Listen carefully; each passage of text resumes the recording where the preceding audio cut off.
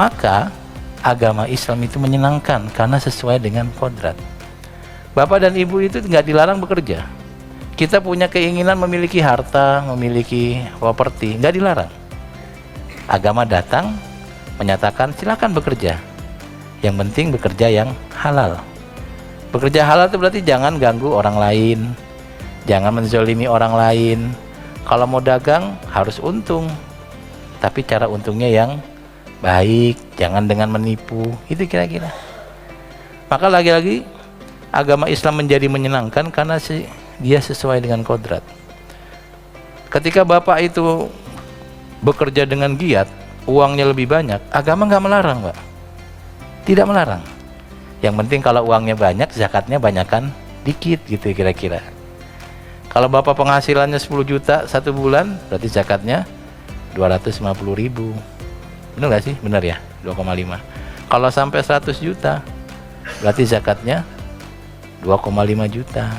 Misalnya penghasilan bapak sebulan 1 miliar, misalnya Pak ya, misal doang, kalau misal mah tanggung 10 miliar deh, tapi juga misal Pak ya. Gaji kita penghasilan per bulan 10 miliar, maka ya hitungnya susah. Berapa tuh Pak kira-kira 2,5 nya? Belum pernah kepegang uang segitu ya. Nggak dilarang, yang penting ada bagian orang miskin. Kenapa? Karena Allah menciptakan banyak orang yang ternyata tidak seberuntung kita memiliki kesempatan bekerja. Dan mereka juga perlu makan, perlu menyalurkan hasrat kodratinya, perlu melakukan aktivitas, dan itu harus ada uang. Yang kaya membantu yang miskin. Kesannya orang miskin dibantu, tapi orang kaya sebenarnya juga dibantu orang miskin. Karena bapak bisa bekerja dengan baik sebab punya pembantu. Bapak rumah besar nggak punya pembantu, nggak bisa masuk kantor jam 7, jam setengah 10 baru masuk kantor. Karena harus beberes dulu, nyiram pohon dulu, nyuci baju dulu, ngejemur dulu, mandiin anak kalau masih anaknya kecil. Gara-gara ada pembantu, kita bisa berangkat pagi. Kadang-kadang bapak letih, nggak bisa nyetir mobil, ada sopir. Jadi ketika kita berbuat kedermawanan dengan orang lain, kesannya kita membantu orang miskin, kesannya orang kaya membantu orang miskin. Tapi kata Nabi, afalatun soruna wa turzaqauna illa bidu'afaikum.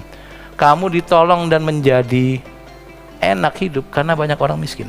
Itu yang pertama. Yang kedua, karena orang miskin dibantu, mereka nggak perlu kriminal. Kita hidup dengan tenang, naik mobil tenang, naik motor tenang, karena begalnya dikit. Karena sebagian begal itu pengennya sih kerja di kantor Pak, tapi CV-nya nggak bisa. Nggak ada orang nerima pekerja, karyawan, CV-nya itu begal, nggak ada. Akhirnya mereka pilihannya membegal. Nah ketika begal ini dibantu secara ekonomi, mereka nggak begal lagi. Maka ketika naik motor, kayak saya kan lebih suka naik motor Pak ya. Itu kalau malam tenang-tenang aja ya, kadang-kadang ada orang nge-track, tapi saya minggir aja gitu. Karena merasa saya ya aman-aman aja. Bayangkan kalau kemudian kriminalitas tinggi, bapak kerja nggak nyaman, punya anak juga deg-degan ketika keluar.